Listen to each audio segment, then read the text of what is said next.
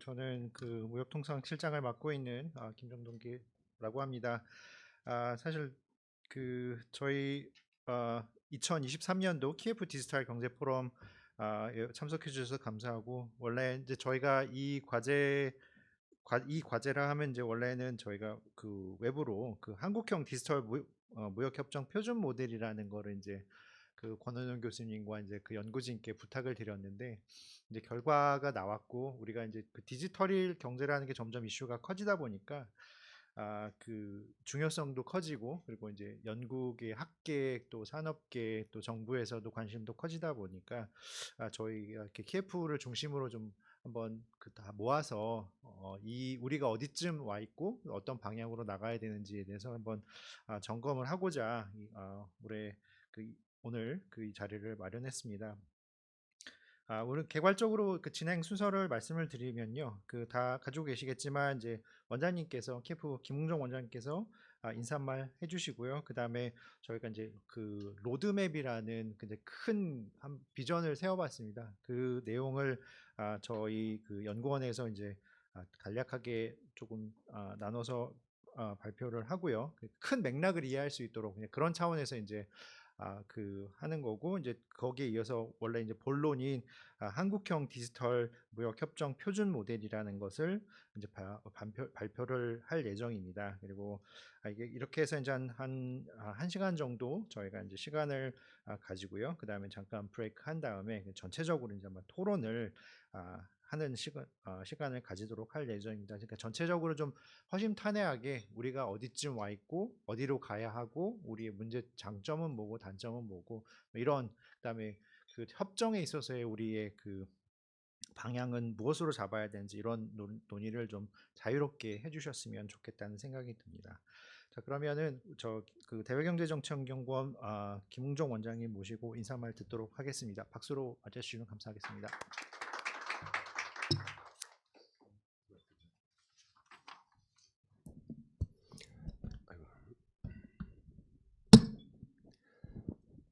네, 안녕하세요 여러분.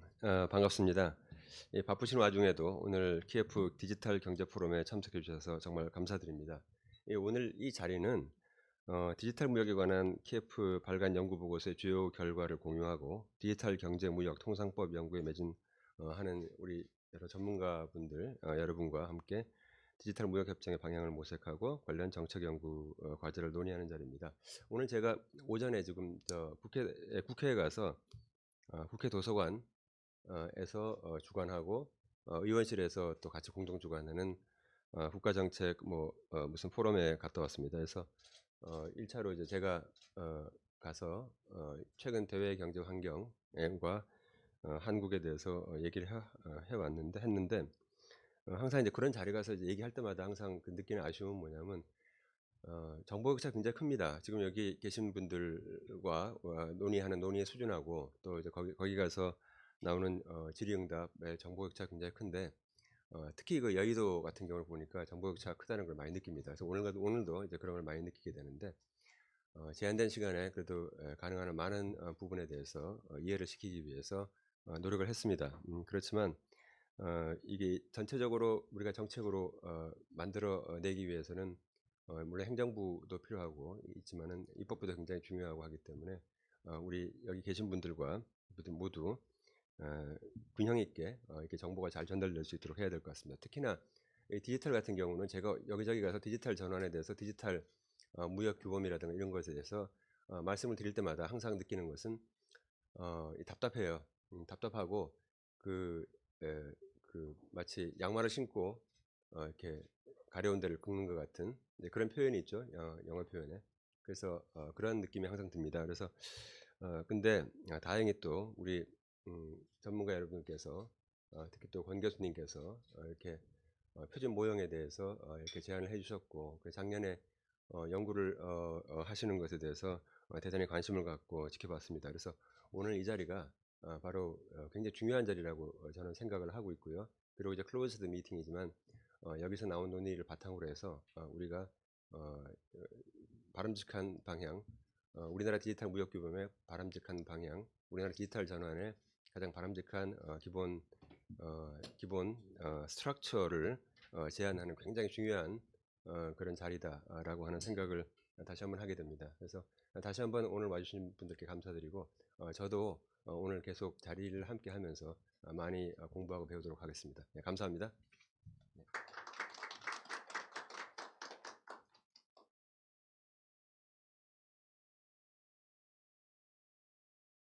제가 처음에 이거 생각할 때는 이렇게까지 막 그 유튜브까지 하는 것까지 생각은 안 했었는데 아무래도 좀 그 기록을 남기고 좀 공유하고 싶은 생각이 있어서 이렇게까지 좀 커지게 됐다고 이제 말씀을 드리겠습니다.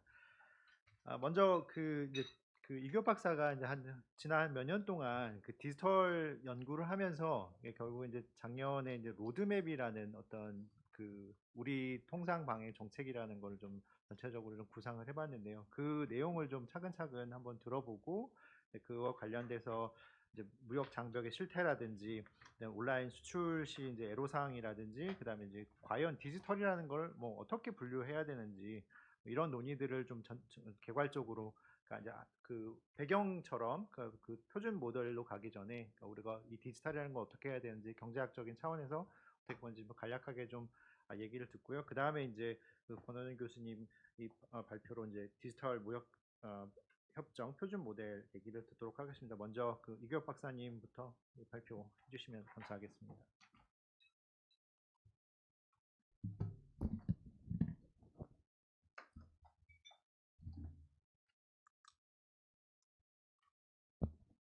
안녕하세요. 대외경제정책연구원 이규엽입니다. 저희 실장님께서 조목조목 말씀을 드릴 거라고 안내를 해주셨는데 시간 관계상 자세히는 말씀을 드리기가 어렵고요. 오늘 이렇게 말씀을 이제 드리고자 하는 목적은 이제 저희가 이제 디지털 무역 협정 로드맵이라는 이름으로 고민했던 연구를 통해서 고민했던 흔적을 보여드린다라는 게 맞는 것 같고요. 이게 이제 조만간 발간 예정인지라 오늘 논의를 위해서 이제 필요한 정보들만 일부 공유하는 것으로 이제 제 역할을 다 하는 거라고 생각을 합니다. 결론부터 말씀을 드리면 이게 이제 로드맵이라는 걸 생각하게 된 계기가 저한테 모티베이션을 줬던 게 2003년 대외경제장관 회의에서 발표했던 FTA 로드맵에서 이제 착안을 하게 됐고요. 잘 아시다시피 1990년부터 이어져 온 이제 FTA 확산의 중간 지점에서 약간 다소 늦지 않았나라는 이제 비판하에 한국에서 그 FTA 로드맵이라는 거를 발표를 했고요. 사실 이제 첫 번째 발표했던 그 로드맵대로 된 건 아니었습니다. 발표된 직후에 그 민간 영역, 이제 기업이나 시민단체 그리고 싱크탱크 학계 교수님들 포함해서 정부 부처에서는 일단 활발한 토론이 있었던 걸로 기억하고요. 그리고 그 이후에 수정된 버전이 2004년에 대외경제장관회의에서 통과됐고 그 이후에 잘 아시다시피 동시다발적 FTA 그리고 현재 우리가 알고 있는 것처럼 미국, EU, 중국 포함해서 다수의 FTA를 체결했습니다. 지금 상황 딱 20년 지난 2003년에는 우리가 일반적인 FTA가 아니라 디지털 무역 협정, 그러니까 디지털 무역에 초점을 맞추고 로드맵을 생각해야 될 시점이 아닌가라는 게 첫 번째 연구의 모티베이션이었고요. 제 결론은 이렇습니다. 우리가 정부가 그 로드맵을 발표를 한다면 과연 그 안에는 어떠한 컴포넌트들이 들어가면 좋을까? 그리고 최소한 어떠한 컴포넌트들이 논의되고 그 컴포넌트를 채워나가는 과정에서 집단지성의 힘을 빌릴 수 있을까? 이게 정부만이 오롯이 그 내용을 다 채울 수 없기 때문에 이게 민간 영역에서 많은 피드백과 의견을 주고 그리고 학계와 싱크탱크, 디지털 무역의 디지털 경제, 통상법 관련 전문가들이 조금씩 의견을 보태고 수정해 나간다면 굉장히 좋지 않을까라는 게 있습니다. 제가 생각한 로드맵의 기본 요소는 첫 번째는 한국의 현재 위치입니다. 현재 위치라 함은 우리가 로드맵이라고 하는 거는 우리가 A 지점에서 B 지점을 갈 때 B라는 거를 설정하려면 목적지라면 우리는 출발선, 그러니까 출발 지점을 알아야 되지 않을까. 디지털 무역 협정을 하나의 네트워크로 본다면은 우리가 어디에 위치해 있는지가 우리를 스스로 평가하는 하나의 잣대가 될 수 있고, 현 지점을 어느 정도라도 식별할 수 있다면 그 비지점이라고 부르는 그 목적지, 우리가 도달하고자 하는 그 방향을 어느 정도 식별하는 데 도움이 되지 않을까 하는 첫 번째 현재 위치가 굉장히 중요하다고 생각을 했고요. 두 번째는 그 방향입니다. 우리가 중장기 정책 목표를 세울 수도 있겠고, 중장기 정책 목표와 방향을 이제 설정한 다음에는 그 경로까지 도달하는데 굉장히 이제 많은 경로가 있을 겁니다. 그렇다면 단기 중기에는 어느 정도까지 목표 설정을 하고 나아가야 하는가, 이러한 고민이 필요하다고 생각을 했습니다. 세 번째는 협정문 내용과 수준인데요. 우리가 이제 협상 상대국을 고르고 어떤 국가와 먼저 협상을 할 것이며, 그리고 그 우선순위를 어떻게 둘 건가 하는 기준이 굉장히 중요할 거라 생각합니다. 그 기준은 물론 그 협정문 내용과 수준에도 밀접하게 콜레이션이 있을 거라고 판단을 하고요. 그래서 협정문 내용과 수준은 협상 상대국 선정 기준과 우선순위와 같이 놓고 봐야 합니다. 특히나 이제 협정문 내용과 수준은 제가 이제 조금 더 설명을 드리겠지만, 이제 권현호 교수님께서 이제 발제하시게 될 한국형 디지털 무역협정 표준 모델로 이제 심화되는 내용입니다. 그리고 규제와 제도 정비인데, 이게 디지털 무역 협정에서 담아낼 내용들은 실질적으로 국내 규제와 정책에 영향을 미칠 것이고, 일부 필요하다면 정비나 개선이 요구될 것입니다. 이 부분을 함께 디테일하게 쓰지는 않더라도 로드맵 내용 안에서는 어느 정도 방향이나 방향성을 제시할 수 있어야 되지 않을까. 마지막 컴포넌트는 기대효과 국민 참여입니다. 실제 우리가 이제 통상조약법을 따를지 안 따를지는 잘 모르겠습니다. 디지털 무역 협정을 추진을 함에 있어서 우리가 이걸 체결하고 나서 어떠한 기대, 효과를 말할 수 있는지 클리어하게 국민과 기업에게 설명할 수 있어야 된다고 생각을 합니다. 연구자 입장에서도 그렇고, 소비자의 관점에서도 그렇고, 디지털 무역 협정이 나한테 어떻게 이로운가, 어떠한 도움을 주었는가라는 것을 정량적이든 정성적이든 기술할 수 없다면 그런 이제 디지털 무역 협정 추진의 동력을 일부 상실하는 결과로 이어질 수 있다고 생각을 합니다. 그래서 그러한 측면에서 국민 참여는 기업의 의견을 수렴을 하고, 실제 이제 기업이 겪고 있는 디지털 무역 장벽이나 애로사항이 무엇인지, 그리고 그거를 정량적으로 청성적으로 기술하는 것, 어떠한 변화가 일어나는지를 파악하는 것, 그러한 부분들이 개략적으로나마 로드맵의 구성 요소로서 채워질 수 있다면 더 말할 나위 없이 좋을 것 같다는 생각을 했습니다. 시간이 그렇게 많지는 않기 때문에 각 컴포넌트별로 말씀드렸던 내용에서 제가 하이라이트 하고 싶은 부분들을 말씀을 드릴게요. 첫 번째는 한국의 위치입니다. 언급했던 여러 구성 요소들의 이제 하나씩 이제 첫 출발선상에서 우리를 평가해 보는 건데요. 우리는 이제 말을 할 때 디지털 무역 협정을 추진함에 있어서 한국의 디지털 통상 환경은 어떠한가? 말로는 이렇게 여러 가지, 제가 처음 연구했을 당시에는 우리는 미국과 중국의 중간 정도에 있다. EU보다 앞에 있는지 아닌지, 그 기준은 규제 수준이랄지 디지털 무역 협정이랄지 뭐 이런 거를 이제 근거 삼아서 말을 많이 하곤 했는데요. 저희가 이제 연구에서 밝힌 거는 가로축으로 보시는 거는 디지털 무역 협정을 네트워크로 봤을 때 네트워크의 중심성, 센트럴리티라는 개념을 도입해서 네트워크 효과 분석을, 네트워크 어널리시스를 한 결과를 나타낸 것이고요. 센트럴리티는 되게 이제 여러 가지 지표가 있습니다. 그 중에 하나이고, 세로축으로 보시는 거는 이제 시밀러리티라고 해서 실제 이제 전체 그 국가들이 디지털 무역 협정을 맺은 거의 내용을 가지고 그 디지털 무역 협정 조항의 유사성을 나타낸 겁니다. 유사성이 높을수록 그 국가가 추진한 디지털 무역 협정에 포함된 전자상거래 장에서 그 협상에서 우위를 점하는 것, 뭐 이렇게 해석이 됩니다. 그래서 가로축으로 오른쪽으로 많이 갈수록 디지털 무역 협정을 촉진하는 데 적극적인 역할을 했다. 많은 디지털 무역 협정을 맺었다. 이렇게 해석을 할 수 있고요. 세로축으로 위로 올라갈수록 디지털 무역 협정에서 협상의 우위를 가지고 자국의 기업에 도움이 되는 방향으로 협정문을 썼다. 이렇게 저희는 해석을 하고 있습니다. 그래서 특징적인 건 몇 가지만 읽어보면, 세로축 맨 위에 있는 게 미국입니다. 미국은 디지털 무역 촉진하는데 굉장히 역할을 했다기보다는 디지털 무역 규범을 이제 주도했다라는 거에 정량적 지표로서 하나 나타내고요.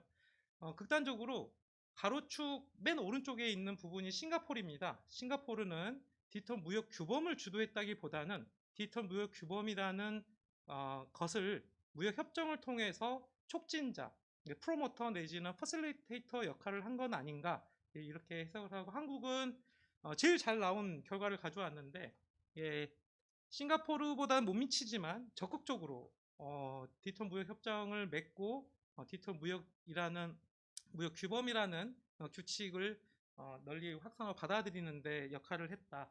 이게 이제 현 상황이고, 이제 오버롤 평가는 디지털 무역 협정이라는 네트워크에서 한국의 영향력은 중위권 수준이다. 이게 이 부분은 이제 이게 판단은 정성적인 판단인데, 숫자로 보여드린다면 한국은 저 정도에 있다라는 말씀을 드리겠습니다. 두 번째는 현 위치가 우리가 중위권 수준이라면 앞으로 어떻게 나아갈까, 어느 방향이 맞는가. 앞서 보여드렸던 이 그림에서 미국 쪽으로 가는 게 맞는가, 싱가포르 쪽으로 가는 게 맞는가. 다시 말씀드려서 우리가 디지털 무역 협정이라는 수단을 통해서 주도자 역할을 할 것인가, 아니면 촉진자 역할을 할 것인가, 뭐 이런 식으로 질문을 해볼 수 있을 것 같아요.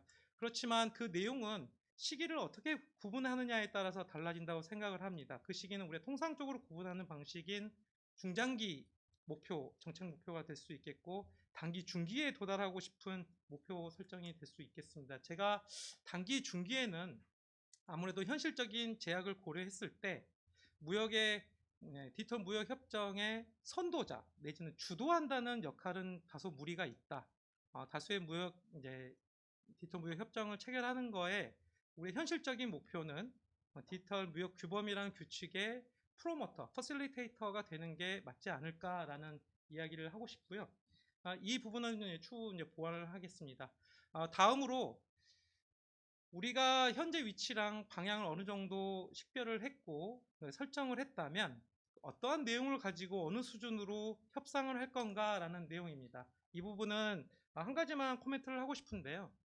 규칙의 촉진자, 디지털 무역 규범을 선도하기는 어렵지만 중장기에는 선도하는 역할을 하는 게 궁극적인 목적이라면, 한국이 기존에 나와 있는 디지털 무역 협정의 조항을 수용하고 검토하고 이런 수동적인 태도보다는 우리가 우리 손으로 쓴 디지털 무역 협정문을 가지고 적극적으로 협상 상대국을 고르고 우리가 쓴 내용을 가지고 협상에 임하는 게 궁극적인 이상향이 아닐까라는 생각을 해봤습니다.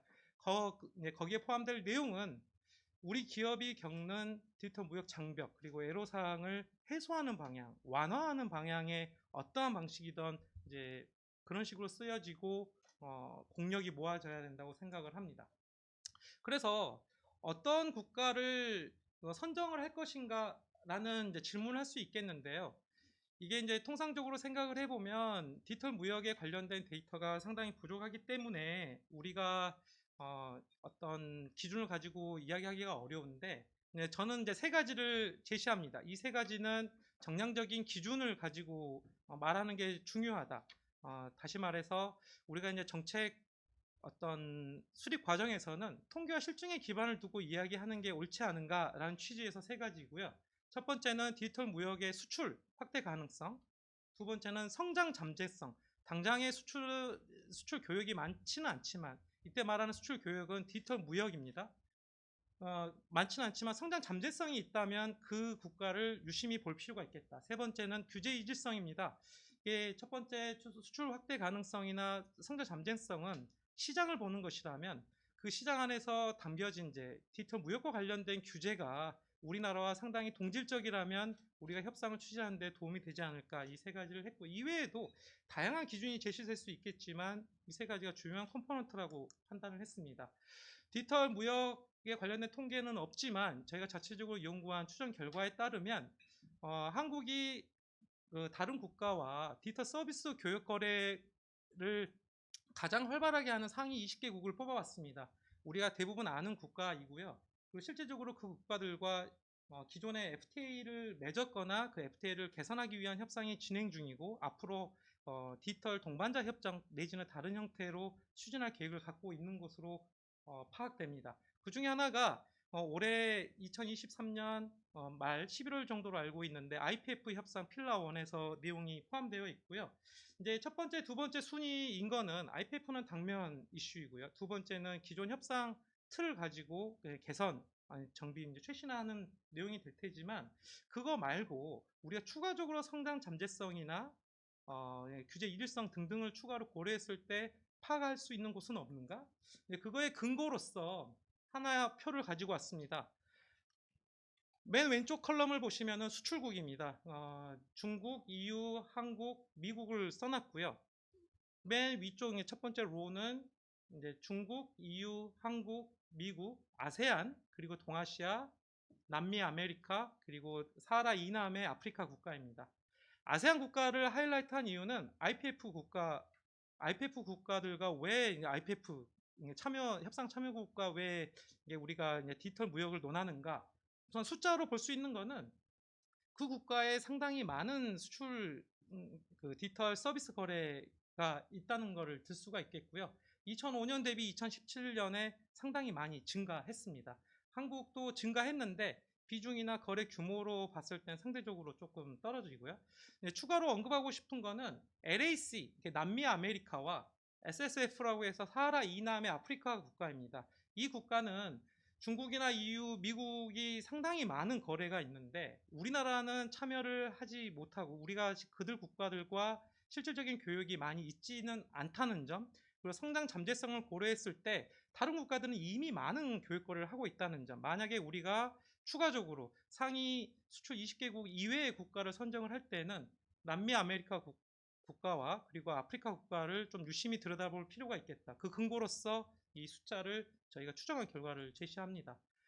규제 이질성을 말씀을 드렸는데 이게 우리가 늘상 머릿속으로 생각을 하는 거는 규제 이질성이 좋으면, 그러니까 규제가 비슷할수록 뭔가 교육이 활발하지 않을까? 그거에 대한 근거로서 실증 결과를 제시를 한 겁니다. 규제는 이제 국내 규제는 변화할 수도 있고 하지 않을 수도 있습니다. 이번에 발효된 1월 14일 한싱 DPA에서는 실질적으로 국내 규제의 변화가 없는 것으로 알고 있습니다. 하지만 이제 변화의 시작은 우리가 가지고 있는 규제를 어떤 방식으로든 정비하는 거에서 나타난다고 생각을 하고요. 실제 우리가 이제 한국형 디지털 표준 모델까지를 고려를 한다면 규제 정비를 함께 생각을 해야 되지 않을까라는 생각에서 내용을 썼고, 우리가 나갈 때 겪는 한국 기업의 디지털 무역 장벽 애로사항이 있겠지만 외국 기업이 한국에 투자를 하거나 디지털 서비스든 상품 거래를 할 때 겪는 애로사항도 있을 것입니다. 이제 그런 부분들을 아울러서 고려를 할 필요가 있겠고, 하나의 예시로서 이제 우리가 볼 수 있는 거는 이제 미국에서 한국으로 들어올 때 디지털 무역 장벽이라고 거론한 내용들이 있습니다. 지속적으로 업데이트가 되고 있고, 이런 부분들도 오롯이 전부 다 수용할 필요는 없겠고, 우리가 어느 정도는 디펜스할 부분도 있겠고, 우리가 적극적으로 고려해서 자체적으로 규제를 정비하는 것을 고민해야 될 부분도 있을 거라 생각합니다. 해법은 있는 게 아니지만 중지를 모아야 되는 부분이라고 생각을 하고요. 마지막으로 기대효과 국민 참여 부분인데, 여기서 말씀드리고 싶은 거는 이 부분은 이제 학계 그리고 싱크탱크, 이제 경제학을 하신 분들, 그리고 이제 통상법 하신 분들의 중지가 그리고 연구가 필요한 부분입니다.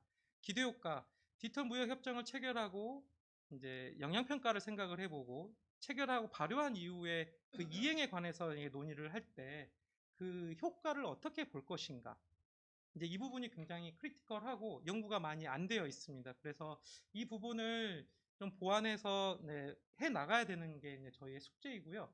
이제 디지털 무역 협정문을 쓰든지 이 협정을 추진을 하든지 해서 우리가 이제 집중적으로 생각해야 되는 부분은 아무래도 산업, 협회, 그리고 기업의 실질적인 의견을 청취하는 체계적인 방안을 모색하고, 그리고 이게 그거를 통계화하고 정성 분석하는 게 있다고 생각을 합니다. 이제 그 부분이 많이 미진하기 때문에 보완했으면 하는 거고요. 그리고 소비자들 역시 디지털 무역 협정을 체결하면 뭐가 좋은데? 라는 질문에서 저희가 답하기 되게 어려운 부분이 있습니다. 디지털 무역 협정을 추진해야 되는 이유, 그리고 하고 나면 소비자에게 어떻게 좋은지, 이런 것들도 로드맵에 디테일하지 않더라도 컴포넌트로 들어가는 게 맞을 것 같고요. 제가 이제 슬라이드 2개만 보여드리고 제 발표를 마치겠습니다. 이제 하나는 제가 그 기업과 소비자를 말씀을 드렸는데 특히 기업 지금 이제 이 구분이 어려운 이유가 일반 소비자들도 언제든지 유튜브든 뭐든 해서 디지털 무역 거래를 하고 있습니다. 그 당신들은 디지털 무역 거래를 하고 있다고 생각하지 않을 수도 있어요. 예, 저희가 추정해 본 결과 어, 윗단에 있는 거 2020년 경제 총조사를 보면은 디지털 플랫폼 거래를 하셨습니까? 라는 통계 수치를 제가 좀 정리를 했습니다. 디지털 플랫폼 거래를 하고 있다는 게 총 사업체 150만 개에서 대략 120만 개 이상이 됩니다. 상당히 많은 수고요. 아시다시피 경제 총조사는 전수입니다. 이게 전수에서 일부 산업에 대한 도소매업, 숙박, 음식점업, 정보, 통신업에서 만 이게 서베이 된 거임에도 불구하고 굉장히 많은 그 기업과 소비자가 사업체라는 이름 하에 디지털 플랫폼 거래를 하고 있다. 우리가 수출을 하는지 여부는 알 수가 없습니다. 설문 문항에서 포함되어 있지 않기 때문에. 그래서 저희가 이제 자체 추정한 공정위 데이터와 국세청 데이터를 가지고 해보니까 2018년, 19년, 2020년에 이 그 디지털 그러니까 온라인을 통해서 인터넷을 통해서 상품이나 서비스를 국외로 수출한 케이스가 2만 6천 명 이상입니다. 그리고 지속적으로 증가하고 있고요. 대충 숫자만 비교를 해보시면 디지털 플랫폼 거래가 대략 30만 정도 되지 않습니까? 그러니까 10% 정도는 차지한다. 그러니까 꽤나 많다 이렇게 생각하게 되고 디지털 무역 협정을 체결을 했을 때 이행하는 그 와중에 정책에 대한 대상이 되는 국민들이 많다는 점 하나 지적하고 싶고요. 두 번째는 저희가 자체 1000개 이상 서베이를 한 결과이고요. 이제 제 다음에 이어 발표하실 구경희 박사님께서 온라인 특히나 이제 중소기업에 관련된 이야기를 하실 거기 때문에 바통 터치를 위해서 제가 기업 사이즈를 구분한 데이터 이동에 관련된 내용을 좀 정리해 봤습니다. 디지털 무역 장벽에 관련 내용은 굉장히 많습니다만 데이터 국외 이전이나 데이터 지역화 조치에 관련된 설문 문항만을 정리한 거고요. 25인 이하의 응답이 굉장히 강하게 나타납니다. 하나만 읽어보겠습니다. 국경 간 데이터 이동 제약이 국경 디지털 무역 장벽으로 작용하기 때문에 이거에 대한 정책 개입의 필요성이 있습니까? 라는 응답에 EC라고 되어 있는 부분이 이커머스를 하신 분들이거든요. 이번 25인 이하는 71%가 그렇다라고 했고 25인 이상은 54% 정도입니다. 실질적인 유의미한지 이 디퍼런스가 그거는 추가적인 연구가 필요하겠지만 응답률이 25인 미만에서 더 강하게 나타나는 점 하나 강조하고 싶고요. 특히나 이제 중소기업 관련해서 디테일한 전자상거래 또는 디지털 무역에 관한 내용은 구경 박사님께서 맡아주실 예정입니다. 감사합니다. 예, 감사합니다. 예, 원래 10분은 무리 없나 봅니다. 15분이었는데 예, 예, 어쨌든 20분이 넘었기 때문에 이어서 그 중소기업 온라인 수출 시 애로사항에 관련해서 구경 박사님이 발표를 해주시겠습니다. 네, 10분에 도전해 보도록 하겠습니다.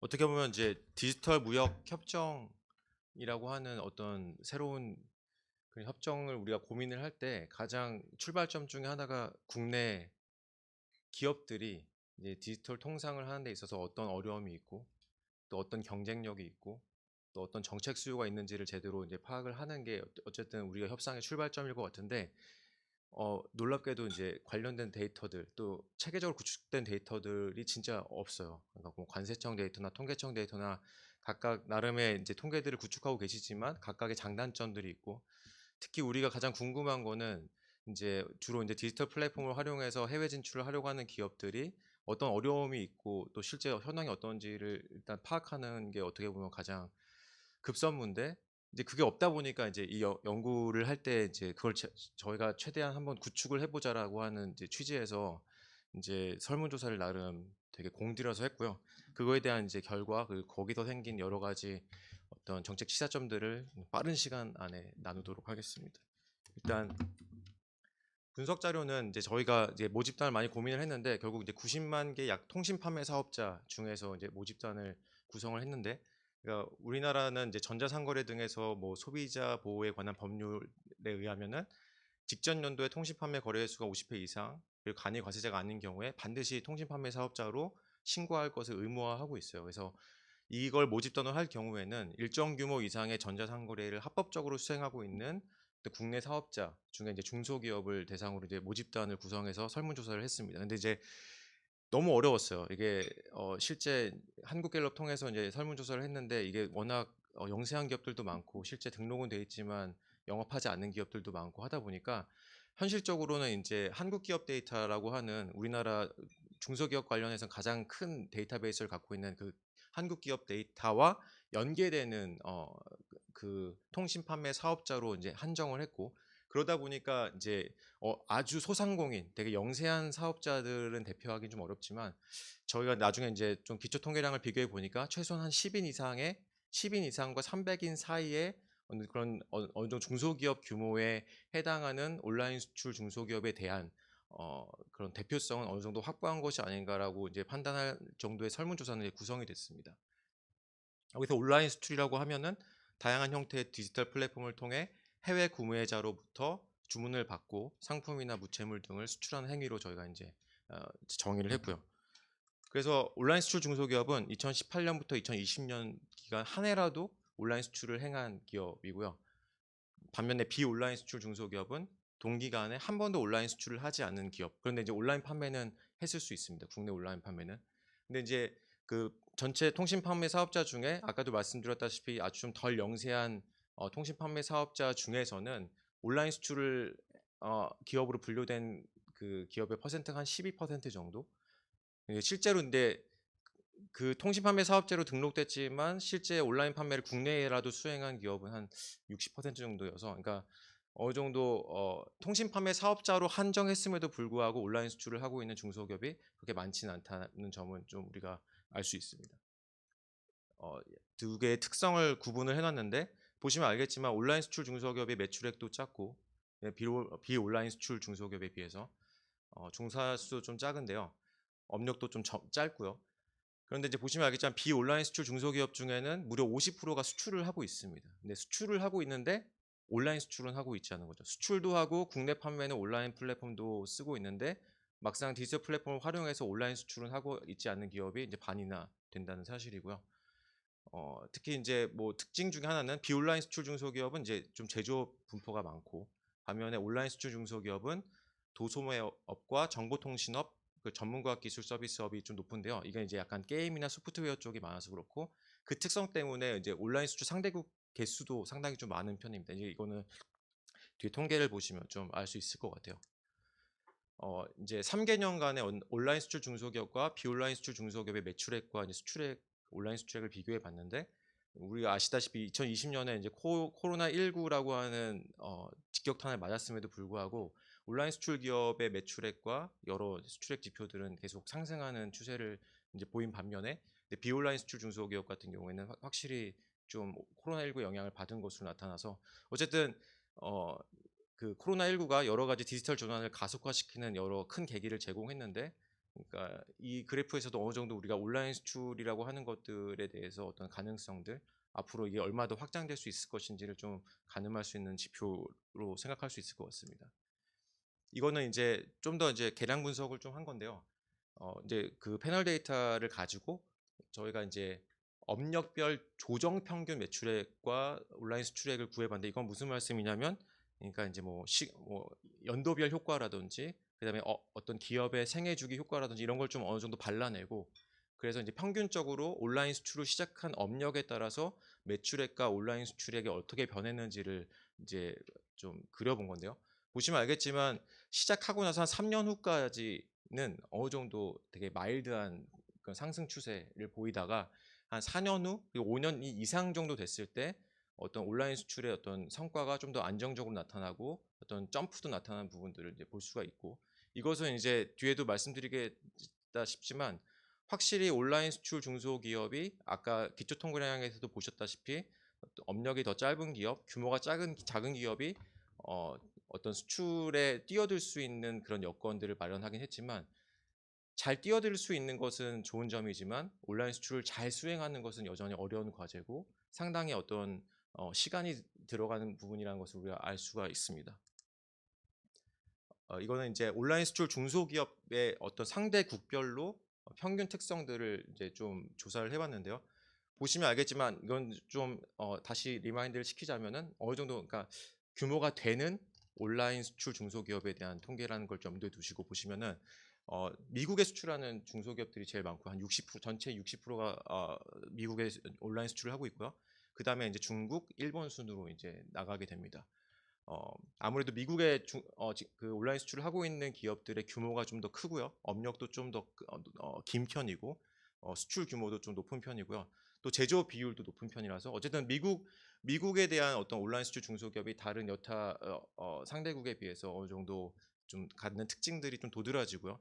근데 반면에 이제 베트남이나 인도네시아, 특히 일본 같은 경우에는 정보통신업 비율이 되게 높은데 아까도 말씀드렸다시피 여기서는 주로 이제 온라인 수출 중소기업들이 게임이나 소프트웨어 쪽으로 진출해 있는 기업들이 많다 보니까 약간 업종별로 이런 차이들이 나타나는 부분들을 볼 수가 있습니다. 온라인 수출 중소기업의 온라인 수출 애로사항을 이제 직접적으로 물어봤어요. 근데 보시면 알겠지만 해외 시장 정보 부족은 모든 수출 기업의 애로사항입니다. 그거는 그냥 기본으로 깔고 보시면 디지털 플랫폼 활용 지식의 노하우가 부족하다. 그 다음에 디지털 플랫폼 사용 수수료가 부담이 된다라고 하는 게 가장 많은 애로사항이었는데요. 이제 여기서 이제 온라인 수출을 하고 있지만 온라인 수출을 앞으로 확대하고자 하는 기업, 이 기업들은 아무래도 온라인 수출 비중이 높을 겁니다. 근데 온라인 수출 확대에 대한 생각을 하지 않고 있는 기업도 전체의 40%나 돼서 상당히 이제 약간 이질적인 면들을 보였는데 각 기업들이 이야기하는 애로사항이 조금씩 다른데요. 근데 온라인 수출을 확대하고자 하는 기업들은 이제 압도적으로 디지털 플랫폼 활용 지식과 노하우가 더 필요하다라고 이제 답을 한 반면에 온라인 수출 확대할 의지가 없는 기업들은 그러니까 디지털 플랫폼 사용 수수료가 부담이 되고 그 다음에 담당 인력의 고용과 훈련이 어렵고 그리고 마케팅 비용이 부담되고 통관 세금 행정 절차도 부담이 된다. 그러니까 기본적으로 그 비용적인 부분에 대한 그러니까 우리가 흔히 생각하는 온라인 수출의 고정 비용에 해당하는 부분들이 상당히 바인딩하게 작용하는 걸 알 수가 있습니다. 다만 그것들을 어느 정도 극복한 앞으로 온라인 수출에 좀 더 전망을 두고 있는 기업들 같은 경우에는 노하우가 부족하다. 근데 이 노하우 부족이 왜 그러냐면 아까도 말씀드렸다시피 성공적인 온라인 수출을 하려고 하면 상당히 많은 시간이 걸렸는데요. 그 이유가 그 온라인 수출을 잘하려고 하면 기존의 수출 기업들이 갖고 있는 어떤 그런 퀄리티 외에 추가적으로 배워야 하는 것들이 상당히 많았고 그래서 추가적으로 이제 장착해야 할 역량들이 근데 그 역량들이 하루아침에 주어지지 않는 경우가 많았다는 건데요. 뭐 간단히 말씀드리자면은 그 온라인 수출 아까 제가 잠깐 넘어갔는데 아까 그 상대국별 그 기초 통계량에서 한 번 더 짚고 넘어가야 할 것이 주요 활용 디지털 플랫폼을 제가 설명을 놓쳤네요. 어떤 디지털 플랫폼을 주로 활용하냐를 보면 거의 과반 이상이 그 나라의 주요 플랫폼을 사용합니다. 그러니까 그러다 보니까 그 주요 플랫폼을 잘 활용하는 지식들이 플랫폼별로 상대국별로 차이가 나고 거기서의 노하우라고 하는 거는 결국 얼마나 내 그 제품을 효과적으로 상위에 랭킹을 시키고 그리고 그 각 온라인 플랫폼별로 갖고 있는 고유의 판촉 행사나 여러 가지 수수료별 그 입점 형태별 수수료 같은 것들을 잘 고려해서 효과적으로 해야 하는지 또 마케팅 트렌드가 되게 빠르다 보니까 특히 디지털 플랫폼 같은 경우에는 진입의 코스트는 낮지만 그만큼 경쟁도 치열하기 때문에 늘 빠르게 돌아가는 트렌드를 쫓아가야 한다는 점 그리고 또 마지막으로는 예전에는 B2B로 수출을 했을 경우에는 물건만 떼서 팔면은 나머지 그 해외에서 파는 거는 그 물건을 떼간 사람들의 몫이었지만 디지털 플랫폼의 최대 장점이자 또 어려움 중에 하나는 여기에서 그 물건을 보내는 중소기업 그 사장님들이 직접 프라이싱 전략도 짜야 하고 효과적인 재고 관리도 해야 하고 아주 효율적인 물류 라인도 짜야 하고 여러 가지 이 온라인 수출을 성공적으로 하기 위해서 장착해야 할 역량들이 상당히 많고 또 어렵다는 점들 그런 점들이 아마도 이 온라인 수출 중소기업의 가장 큰 애로사항으로 온라인 플랫폼 활용 지식과 노하우가 부족하다는 얘기를 하셨던 걸로 이제 추정이 됩니다. 비온라인 수출 중소기업 같은 경우에는 아무래도 이제 디지털 플랫폼 활용을 직접 이제 해본 경험은 없으시다 보니까 아까 그 온라인 수출 중소기업에 비해 디지털 플랫폼 관련된 애로사항은 좀 덜 응답하셨지만 여전히 온라인 수출을 계획하고 있는 약 30%의 비온라인 수출 중소기업은 여전히 그 디지털 플랫폼 활용 지식과 노하우 부족을 가장 큰 애로사항 중 하나로 뽑고 있고요. 반면에 온라인 수출 계획이 아예 없는 그런 비온라인 수출 중소기업은 무엇 때문에 안 하는가를 생각해 보면 결국 디지털 활용 수수료에 대한 부담, 세금과 행정 절차에 대한 부담, 또 언어 문제. 그러니까 아까도 말씀드렸다시피 비슷하게 어느 정도 그 온라인 수출에 필요한 고정 비용에 대한 문턱을 넘기 자체가 되게 껄끄러워한다는 점. 그래서 수요가 상당히 다르다는 점을 좀 알 수 있습니다. 정책 수요 예. 이제 정책 수요를 직접적으로 물어봤는데요. 온라인 수출 중소기업 중에 이제 아까도 말씀드렸다시피 앞으로 온라인 수출을 더 확대하고 싶은 기업과 확대할 생각이 없는 기업의 그 수요가 완전한 차이가 났는데 일단 온라인 수출을 확대하고자 하는 중소기업들은 기업별 맞춤형 지원 그 전에 뭐 보시면 알겠지만 자금 지원이 압도적인 수요입니다. 근데 이제 그걸 차치하고 온라인 수출을 확대하고자 하는 기업들은 기업별 맞춤형 지원 정책이 되게 필요하다. 이 얘기는 뭐냐면 아까도 말씀드렸다시피 온라인 수출이라고 하는 게 상대국의 디지털 플랫폼에 되게 기반을 하고 또 그러다 보니까 상대국의 관련 규범이나 관련 행정이 너무 디펜드하다 보니까 되게 맞춤형 지원이 필요한데 지금 현재 우리나라 정부가 갖고 있는 어떤 지원 정책 프로그램은 좀 일률적이라는 거죠. 막상 지원을 받으려고 하면은 너무 자기 상황과 안 맞고 그러다 보니까 적절히 지원받을 수 없다는 게 가장 큰 거로 나오고요. 그다음에 온라인 수출을 확대를 하지 않고 싶은 분들은 가장 이제 특징적인 게 교육, 멘토링, 상담 서비스. 그러니까 제가 이제 해석하는 거는 어떤 기초적인 지식에 대한 부족이에요. 그러니까 결국 이 단계를 뛰어넘으신 온라인 수출을 앞으로 더 열심히 하고 싶어 하시는 분들의 정책 수요와 이제 막 이제 온라인 수출을 시작을 해서 좀 더 잘해보고자 하시고 하는 분들의 어떤 그런 정책 수요가 상당히 이질적이라는 거를 엿볼 수 있습니다. 온라인 수출을 하지 않고 있는 기업들 중에서는 역시 온라인 수출을 적극적으로 계획하고 계신 분들은 아까 그 온라인 수출을 확대하고자 하는 온라인 수출 중소기업과 마찬가지로 기업별 맞춤형 지원 정책이 되게 필요하다. 근데 이제 온라인 수출 계획을 아예 하지 않고 있는 분들은 지원제도 홍보 이런 부분들을 더 이제 하죠. 그러니까 애초에 아예 어떤 지원제도가 있는지도 잘 모르겠고 활용하기가 어렵다. 이제 약간 이런 식의 애로사항들을 말씀하시는 걸 알 수 있습니다. 이런 것들을 종합적으로 이제 고려해서 정책 과제를 좀 제시를 했는데 일단은 총 4개인데 앞에 2개는 뭐 역량 강화를 위한 정책 지원 방안이고 그다음에 2번째는 이제 발굴을 위한 정책 지원 방안인데 뭐 오히려 이제 뒤에 3번째, 4번째가 앞서 이제 통상 협정과 관련돼서 좀 시사점을 짚고 와서 좀 뒤에 걸 더 자세히 하겠지만 간단하게만 짚고 넘어가면은 중소기업의 온라인 수출 역량이라고 하는 것이 우리가 생각하는 것처럼 되게 쉽게 쌓여질 수 있는 것이 아니기 때문에 그것에 초점을 좀 맞춰서 좀 세밀한 지원들 그리고 맞춤형 지원들을 할 수 있는 그런 부분들에 좀 많은 인풋을 넣어야겠다고 하는 것이 이제 주된 내용이고요.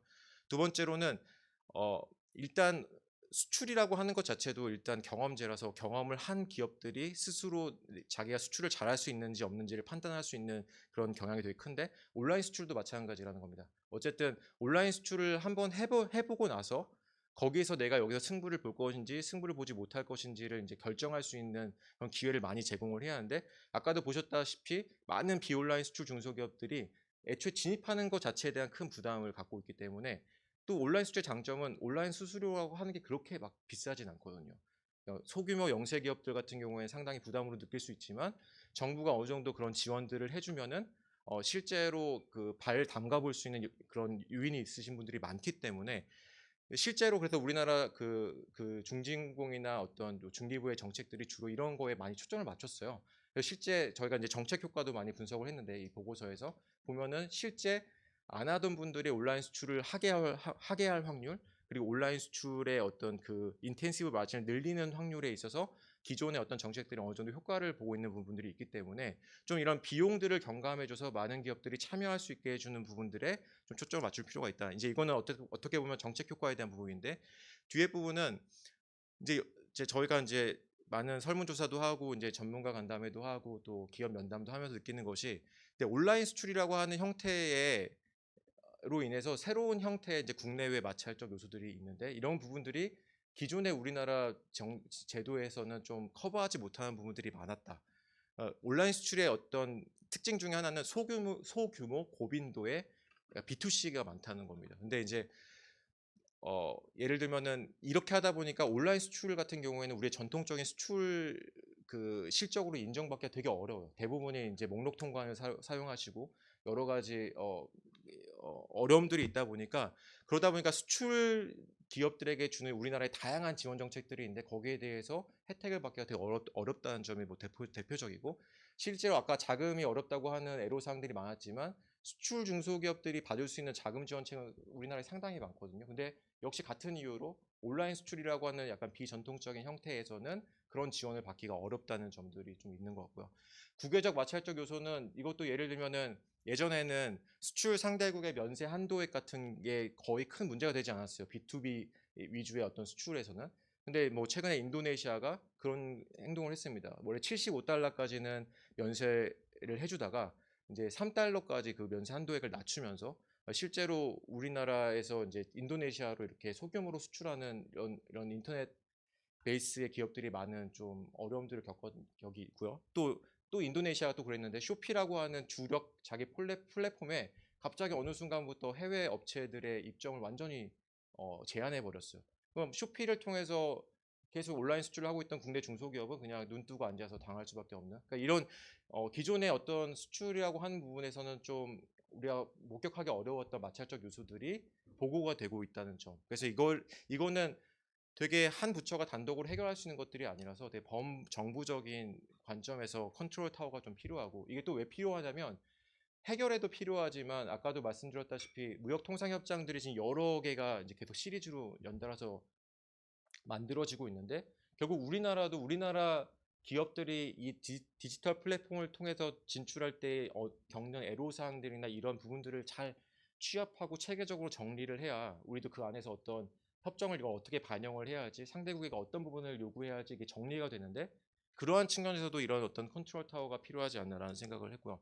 네 번째는 이제 아무래도 아까도 보셨다시피 해외로 수출하고 있는 우리 중소기업들은 대부분 그 나라의 주요 플랫폼에 의존을 합니다. 그래서 그 주요 플랫폼이 약간 반시장적인 독점적인 지위를 남용하는 행동을 할 경우에는 그냥 눈 뜨고 당하는 거고 중소기업이니까 또 목소리도 작고 또 전체적인 경제적 영향도 작다 보니까 그걸 어디 가서 이제 표현할 수 있는 부분들이 없는데 물론 이제 신고를 할 수 있는 공식적인 기관과 그 관련된 행동들도 이제 필요하지만 근본적으로는 다양한 경로를 열어줘야 하는 부분들에 대해서 이제 국가가 좀 정부 차원에서 좀 지원책이 필요하고 그 중에 하나가 어떤 역직구 활성화 이거는 예전부터 얘기가 돼 있는데 여전히 해외에서 우리나라 뭐를 이용해서 주문하려고 하면 힘든 것 같아요. 일단 팝업창이 너무 많이 뜨고 완전히 새로운 프로그램도 많이 다운을 받아야 하고 제가 생각할 때는 이 역직구를 활성화하는 부분들 우리나라의 어떤 국내 플랫폼들을 국제적인 표준에 좀 맞춰서 해외 사용자들이 좀 더 편하게 사용할 수 있게 하는 부분들도 좀 필요할 것 같고 그 다음에 또 하나는 공공 물류 시스템의 확충인데 이거는 실제 정부에서도 많이 노력을 하고 있는 부분인데요. 그러니까 이가 없으면 잇몸으로도 버텨야 하니까 예를 들어 미국에 온라인 수출하고 있던 중소기업이 만약 그 플랫폼의 문제라든지 여러 가지 문제로 이제 사용하지 못했을 경우에 차선책으로 그래도 좀 저렴하게 공공 물류의 형태로 사용할 수 있는 어떤 물류 체계를 열어주는 것들도 고민을 해봐야 할 것 같습니다. 네, 이상입니다. 네, 감사합니다. 사실 이제 약간 이제 자리를 바꾸면서 뭐 부가적으로 좀 설명을 드리면 사실 이제 디지털이라는 영역이 되게 이제 모호한 부분이 있습니다. 그러니까 지금 사실 구 박사님 발표해 주신 내용의 많은 부분은 사실 이제 상품과 연계되어 있는 부분이잖아요. 그래서 이제 그럼에도 불구하고 이 플랫폼이라는 얘기를 하고 있고 그리고 우리가 이제 정책적으로 좀 받아들여야 될 부분이 있어서 이제 한번 좀 좋은 시사점들이 있어서 이제 얘기를 했고요. 이어서 이제 김현수 박사님 같은 경우는 이제 서비스 쪽에 좀 더 포커스가 맞추어진 그래서 좀 더 이제 디지털이 무엇인가에 대한 좀 고민을 조금 담아보려고 했습니다. 결국 이제 처음에 우리가 권영일 교수님과 이제 팀에게 저희가 이제 이 요청을 드렸을 때 가장 고민했던 것 중에 하나가 이 범위에 대한 문제가 굉장히 컸었거든요. 이 범주, 디지털이 무엇인가에 대한 범주가 고민이 상당히 컸었었는데 이제 그런 내용을 담고자 좀 어떤 고민이 좀 필요했던 부분에 대해서 이제 발표를 할 예정이고요. 여전히 사실 이제 그 부족한 부분이 많고 좀 인식이 개선되어야 되는 부분이 많고 원래 법이든 경제학이든 뭔가 이제 범주를 설정하고 거기에 되어 있는 내용의 컨텐츠를 얘기해야 되는데 사실 이제 그런 부분이 상당히 많이 부족했고 그 사실 이제 잘 아시겠지만 서비스 협정이라는 게 서비스를 잘 모르고 사실은 협정을 만들어 뭐 이런 개념과 비슷한 건데 그런 걸 생각했을 땐 그럼 디지털이라는 거를 범주를 정확히 해야 되는가 뭐 이런 고민도 있었던 것 같습니다. 우선 이제 그 발표를 듣고 종합적인 토론을 하면서 다시 한번 얘기를 하시면 좋을 것 같습니다. 네, 안녕하십니까. 키ев 무역통상실의 김현수입니다. 오늘 발표의 제목을 디지털 서비스 무역 데이터 구축 방향이라고 다소 좀 거창하게 붙였지만은 오늘 이제 이 자리에서 제가 말씀드릴 요지는 디지털 서비스 무역 데이터 구축과 관련해서 사실 저희 원에서 작년도에 그 김종덕 실장님 연구 책임 하에 이제 제가 연구 참여했던 한국의 서비스 무역 통계 개선 방안 연구라는 연구가 있습니다. 그 연구의 일부 내용이 디지털 서비스 무역 데이터 구축에 좀 연계될 수 있는 지점들이 있어서 그 지점에 대해서 오늘 좀 말씀을 드리는 것을 중심으로 발표를 해보도록 하겠습니다. 이제 목차가 이렇게 나와 있기는 하지만은 이제 오늘 말씀드릴 기본 골자는 이제 먼저는 디지털 서비스 이제 무역 통계를 이제 수집하고 구축을 해본다라고 하면은 먼저 든 생각은 디지털 서비스가 무엇인가를 한번 정의를 하고 그 범주 안에 들어가는 각종 생산물들의 이제 해외 거래, 국제 거래 규모가 얼마인지를 추산하면 되지 않겠느냐라는 이제 접근법이 있을 수가 있는데 이제 이런 접근법의 어떤 한계에 대해서 좀 먼저 말씀을 드리고자 하고요. 그에 이어서 2010년대 이후로 국제기구들을 중심으로 지속적으로 이제 제안되고 또 이제 일부 연구자들에 의해서 이제 그것이 이제 반영되고 있는 디지털 서비스 무역 통계를 이제 구축할 때 쓰는 이제 나름의 접근법이 있습니다. 그것에 이제 말씀을 드리면서 작년도에 저희가 수행했던 과제가 이제 이러한 접근법에 어떠한 좀 한계를 조금 보완할 수 있는 지점들이 있는지에 대해서 말씀드리겠습니다. 이제 방금 말씀드렸다시피 이제 디지털 서비스 무역을 이제 규모를 추산한다라고 했을 때 그럼 디지털 서비스가 뭔지를 한번 정의를 해보고 그 범주 안에 들어간 이제 생산물의 규모를 한번 추정해 보면 어떻겠느냐라고 이제 하는 접근법이 있을 수가 있는데 이제 이 접근법이 굉장히 이제 어려운 이제 요인들이 있습니다. 그중 가장 핵심적인 거는 디지털 서비스가 과연 무엇이냐 이제 정의를 내리는 것 자체가 굉장히 좀 어렵다라고 하는 지점이 있는데요. 그에 대한 이제 대표적인 예가 소위 지식 저장 생산물을 들 수가 있을 것입니다. 이 지식 저장 생산물이라고 한다면은 소위 저희가 뭐 컨텐츠라고 얘기하죠. 뭐 각종 뭐 문서나 뉴스나 음원이나 뭐 영상물 등 이런 이제 컨텐츠들을 소비자가 반복적으로 접근할 수 있게끔 저장하고 배포하는 이제 생산물을 보통 얘기를 하는데요. 이제 이 지식 저장 생산물 같은 경우는 이것을 상품으로 봐야 되냐 서비스로 봐야 되냐라고 하는 측면에서 구분하기가 굉장히 좀 모호한 어려운 지점들이 발생을 합니다.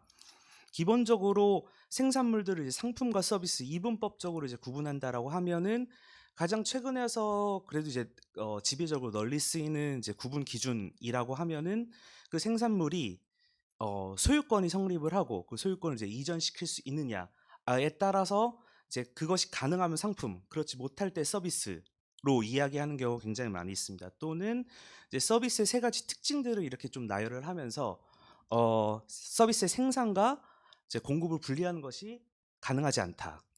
또 이제 축적하는 것이 가능하지 않다. 이제 서비스 공급자가 서비스의 생산과 공급을 분리하는 것이 어렵다. 이런 이제 몇 가지 특징들을 이제 제시를 하면서 상품과 서비스를 이제 구분을 하게 되는데 지식 저장 생산물 같은 경우에는 이러한 구분 기준 어느 것을 좀 갖다 대도 이것이 명확하게 상품이냐 서비스냐를 얘기하기가 좀 어려운 지점들이 있습니다.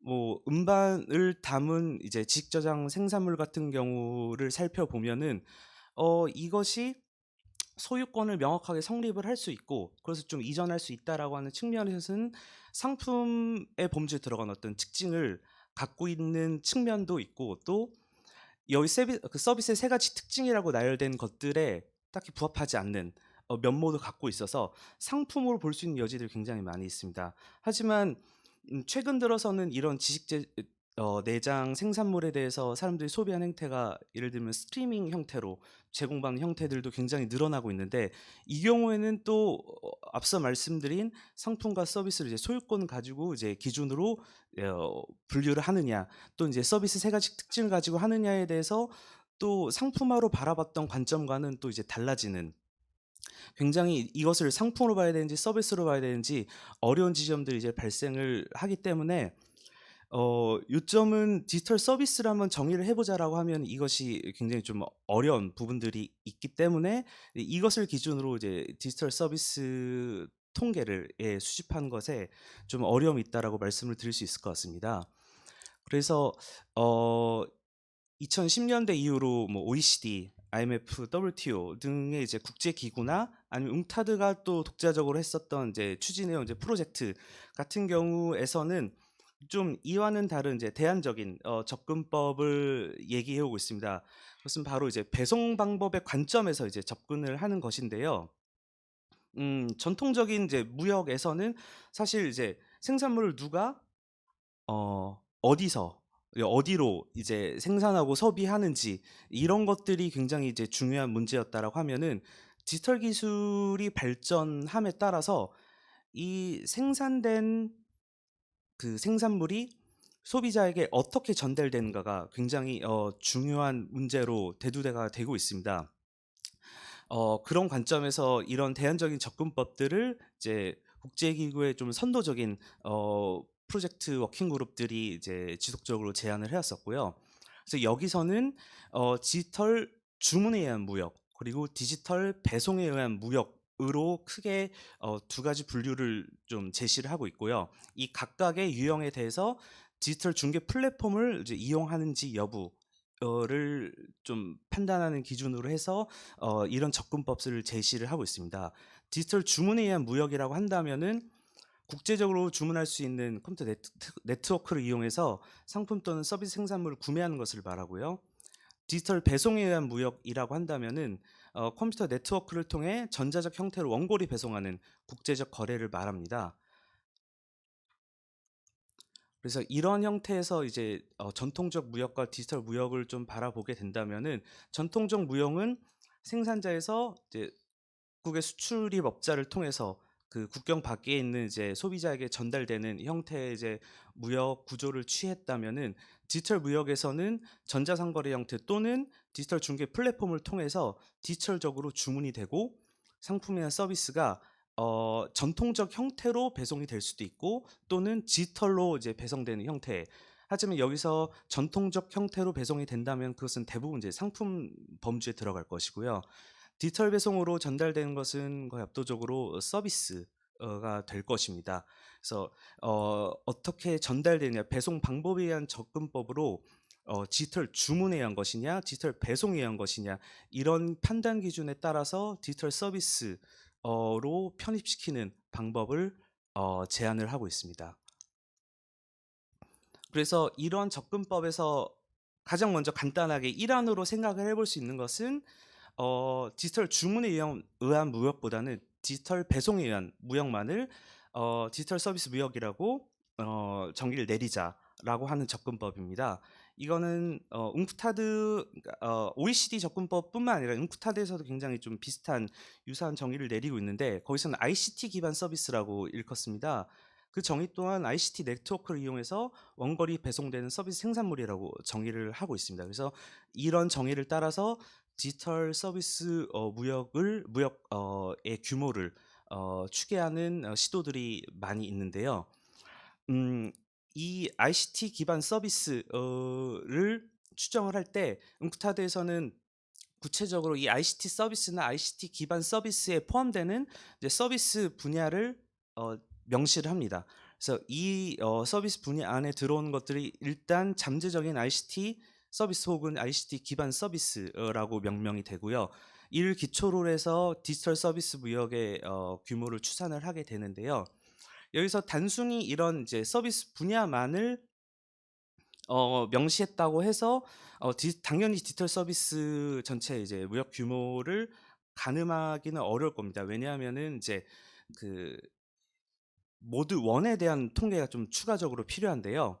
여기서 이제 웅크타드가 제시한 소위 ICT 기반 서비스라고 하는 것이 나중에 이제 그 WTO에서 티스모스 데이터를 구축할 때 보면 그 서비스가 어떻게 이제 소비자에게 전달되는지 그 공급 모드별로 그걸 이제 분류를 할 때 대부분의 그 ICT 기반 서비스는 모드 1과 모드 4가 혼재 있다라고 좀 뭐 가정을 합니다. 그래서 모드 4를 통해서 그 서비스 공급자가 직접 그 소비자 쪽으로 옮겨와서 이동을 해서 직접 서비스를 이제 전달하는 형태의 거래도 가능하기 때문에 이것은 디지털 서비스 개념과는 좀 맞지가 않는 형태의 서비스 거래라고 할 수가 있고, 따라서 모드 1 통계에 대한 좀 정확한 추계가 요구되는 좀 접근법이라 말씀드릴 수 있을 것 같습니다. 그래서 이 웅크타드가 제시한 ICT 서비스 혹은 기반 서비스 분야에다가 그 티스모스 데이터베이스 상에 우리나라 모드 1 그 서비스 규모를 가미해서 그 한국의 ICT 서비스 또는 ICT 기반 서비스의 규모를 좀 추산을 해봤습니다. 그랬을 때 ICT 및 ICT 기반 서비스의 총 규모가 2015년도 기준으로 대략 한 수출이 225억, 또 수입이 한 336억 정도로 전체 상업 서비스의 대략 수출은 23%, 수입은 한 30% 정도 규모를 차지한 것으로 나타나 있습니다. 이게 좀 굉장히 그래도 단순하지만은 좀 실행 가능하고 효과적인 이제 방법으로서 이제 꽤나 지금까지는 그래도 널리 쓰이기는 방법이긴 하지만은 이 방법의 한계점도 굉장히 명확합니다. 뭐 예를 들면 이제 그 웅크타드가 ICT 기반 서비스라고 지금 명시를 해놓은 서비스 분야들이 사실상 운송이나 뭐 여행같이 직접 인력이 이동해서 제공되는 서비스 몇 가지를 제외한 거의 대부분의 서비스가 다 들어갑니다. 너무 광범위해서 좀 명확한 이제 범주화가 더 요구되는 것이 사실이고요. 또 한편으로는 이제 이걸 아무리 이제 그 ICT 기반 서비스 분야에 대해서 모던 통계를 이제 접목시킨다고 해도 모던 통계만 해도 이제 원격으로 배송되는 형태의 이제 그 서비스 공급이긴 하나, 그 원격 배송이 될 때는 사실은 딱히 디지털적으로만 전송되진 않고 굉장히 다양한 방법으로 이제 원격 전달이 가능하기 때문에 여기서 조금 더 디지털로 전달되는 어떤 이제 무역 규모를 추산하기 위해서는 조금 더 좀 정밀한 정확한 통계가 필요한 것이 이제 이 접근법의 한계라고 말씀드릴 수 있을 것 같습니다. 그리고 이제 이것은 약간 이제 개념적인 논의 차원에서 그냥 한번 이제 그 제시된 내용들을 이제 소개해 드리는 건데요.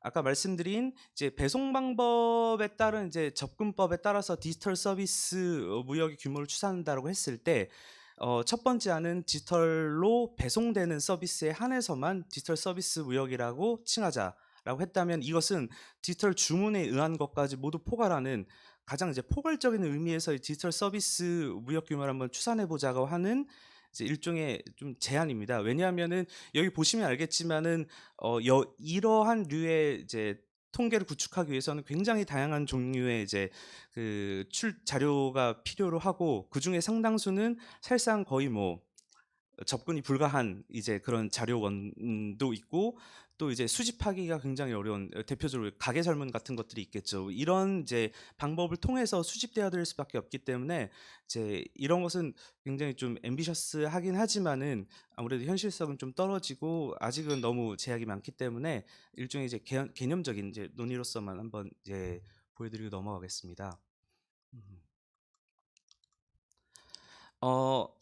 방금 말씀드렸다시피 현재까지 이제 그 소위 국제기구에서 좀 이제 제시하는 디지털 서비스 무역 규모의 어떤 이제 추산 방법, 이 이제 그렇게 될 수밖에 없었던 좀 간략한 이제 설명과 이제 그 접근법의 적용 방식에 대해서 이제 말씀을 드렸는데 그 방법을 적용하다 보니 이제 모드원 서비스 규모에 대해서 좀 정확하게 추계를 하고 또 그 가운데서도 특히 디지털로 이제 전송되는 어떤 규모에 대해서 정확하게 추산을 하지 않는 한 이런 접근법 역시 굉장히 한계가 많을 수밖에 없다라고 이제 판단이 되었고요. 근데 마침 저희가 그 작년에 수행했던 이제 과제의 일부 내용이 그 우리나라 모드원 서비스 이제 규모를 좀 더 정확하게 좀 추계해 보려고 했었던 이제 내용이 있습니다. 그래서 이것에 대해서 좀 간략하게 내용을 말씀드리고 이걸 디지털 서비스로 좀 연계할 수 있는 어떤 좀 약간 뿌띠한 방법에 대해서 좀 말씀드리도록 하겠습니다. 먼저 기본적으로 현재 티스머스가 거의 유일하게 그 공급 모드별 이제 서비스 무역 통계를 제시하는 DB인데요. 이 구축 과정을 좀 살펴보면은 먼저 각국으로부터 그 BOP 데이터와 그 패치 데이터를 수집을 합니다. 이 BOP 데이터를 통해서 사실상 모두 1 to 4에 대한 데이터를 거의 이제 수집을 하게 되고요. 패치를 통해서 모두 3 데이터를 이제 수집하게 됩니다. 그래서 이제 결칙치를 이제 추정을 하는 과정을 거쳐서 이 BOP 데이터와 패치 데이터의 서비스 부문별로 그 부문마다 모두별로 이제 그 무역 규모를 배분을 하는 방식을 채택을 합니다. 그래서 이게 이 모두별로 이제 분배를 할 때 2010년 이제 UN 주도하에 이제 워킹그룹에서 편찬한 이제 매뉴얼의 단순 분배법 MSITS의 내 단순 분배법을 따라서 그 모듈을 배분을 하게 되는데요. 이 단순 분배법을 간단히 설명드리면은 각 서비스 부분별로 어떤 서비스는 단일한 모드로 공급된다. 어떤 서비스는 여러 모드가 혼재한 채 이제 공급된다라는 식으로 이제 판정을 합니다. 그래서 그 오른쪽 표가 그 각 서비스가 어떤 식으로 이제 공급이 되는지 그 단순 분배법 하에서 이제 가정된 이제 그 체계를 이제 요약을 해놓은 것인데요. 예를 들면 역외공송 서비스 같은 경우는 다 이제 모두 1으로만 이제 공급이 된다. 가공 서비스는 모두 2로만 공급이 된다. 하지만 이제 좀 배분이 필요한 것은 저 모두 1과 모두 4가 혼재 있거나 모두 2와 모두 4가 혼재 있다고 가정된 이제 서비스 분야들입니다. 이제 이런 분야에 대해서는 이제 이 단순 분배법 하에서 설정되어 있는 그 일정의 이제 배분 비율에 따라서 나누게 되는데요. 그래서 예를 들어서 우리나라 BOP 데이터를 수집해서 역외 운송 서비스를 봤더니 규모가 100이었다. 그럼 이제 그 100은 그냥 모두 1으로 다 편입이 돼 버립니다. 근데 이제 컴퓨터 서비스가 전체 규모가 100이었다라고 한다면은 여기서 일정 배분 비율, 예를 들면 75대 25를 통해서 75는 모두 1 이제 서비스로 이제 규정을 하고 25는 모두 4로 규정을 하는 식으로 이제 분배를 하는 방법을 통해서 이제 티스모스가 구축이 됩니다. 그 이후에 이제 개별 국가 특성이 반영된다고 하는데 이는 이제 방금 말씀드린 이제 단순 분배법 내에 모두 그 다양한 모드에 대해서 이제 분배하는 이제 그 비중 자체를 그 단순 분배법의 일괄적인 이제 비율을 따라가는 게 아니라 자기 국가들이 이제 자체적으로 조사한 이제 결과를 반영해서 그 고유의 이제 배분 비중을 가지고 그 나누는 이제 절차를 거치게 되고요.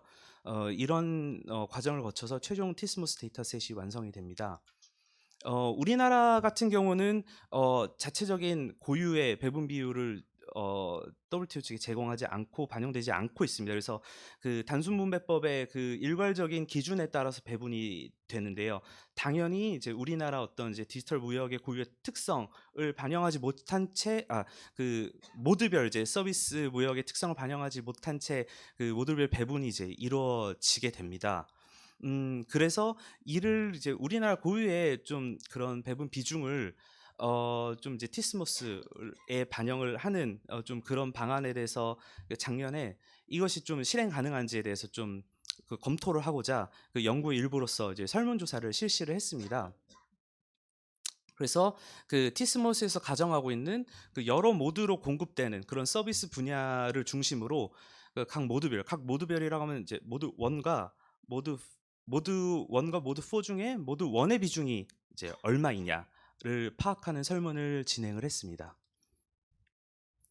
대상은 이제 설문조사에서는 이제 정보통신업과 전문과학 및 기술 서비스업을 한정을 했는데요. 이제 주로 티스모스에서 모드 1과 모드 4가 혼재 있다라고 하는 이제 서비스들이 이제 밑에 나열된 저 5가지 서비스인데, 그것을 이제 한국 이제 표준 산업 분류 기준으로 이제 그 치환을 시키면은 이제 저러한 이제 업종들이 되기 때문에 저 업종 내에 있는 이제 기업들을 대상으로 설문을 실시를 했고요. 설문 대상 기업들에게는 이제 최대한 모드 3에 대해서는 이제 보고 대상이 아님을 좀 분명히 하면서 모드 1, 2, 4에 해당하는 서비스 해외 거래 중에 모드 1의 비중이 얼마냐에 대한 이제 설문을 실시를 했습니다. 그리고 이제 티스모스에서는 모드 1과 모드 4가 혼재 있다라고 하는 이제 서비스 분야들이 꽤 많이 있는데, 좀 응답의 용이성을 높이기 위해서 좀 5개를 묶어서 이제 설문을 실시했고요. 또 이제 마찬가지로 최대한 이제 응답자가 아무래도 이제 이런 류의 그 기록들이 거의 남아 있지 않을 가능성이 높기 때문에 그래도 어느 정도 좀 근사한 이제 응답을 하게끔 유도하기 위해서 이제 정확한 어떤 비중의 수치를 이제 설문하기보다는 저런 이제 범위로 묶어서 택일하게끔 설문을 진행을 했습니다. 그래서 나타난 결과는 일단 이제 각 부문별로 모두 1의 비중이 그 설문을 통해서 그 취합된 이제 결과와 티스모스 안에서 이제 일괄적으로 배분되는 이제 비중을 좀 비교했을 때 상당 부분의 이제 분야에서는 꽤 유사하게 나왔는데, 법률 회계 경영 컨설팅 마케팅 서비스나 광고조사 서비스 같은 경우에는 티스모스 방법론보다 모든 비중이 훨씬 좀 높게 나타났습니다. 이제 이러한 패턴은 이제 아까 잠시 말씀드렸다시피 이제 개별적인 국가들이 고유의 이제 배분 비율을 이제 WTO 이제 제공하고 있는데, 그 나라에서 발견된 패턴과 꽤나 이제 유사한 형태라고 말씀드릴 수 있고요.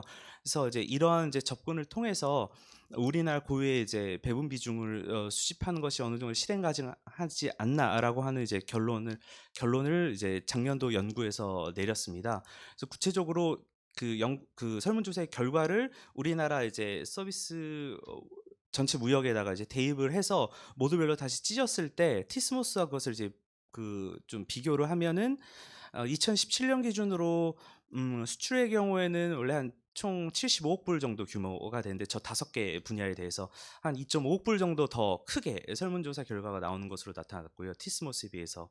그리고 수입 같은 경우도 한 6억 불 정도 티스모스에 비해서 그 설문조사에 기반한 이제 모드 1 규모가 더 크게 나왔다라는 결과가 나왔습니다.